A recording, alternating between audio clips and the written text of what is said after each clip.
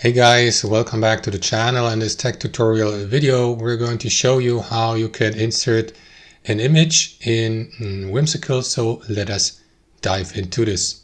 So guys, what you want to do is navigate to your board or to your document. And then here on the left hand side, you will see the toolbar. At the very bottom of it, you will see this button, All Tools. Click into it and choose Image. Then navigate to the file and position it here. So let me zoom out. Now you can of course resize that image by using these corners here. Position it, crop it, add text to it, download it back on your device, rotate it by 90 degrees, flip it vertically, and so on and so forth. And that's it, guys. Thanks for watching. Hope you enjoyed it, got some value from it, and we catch you later.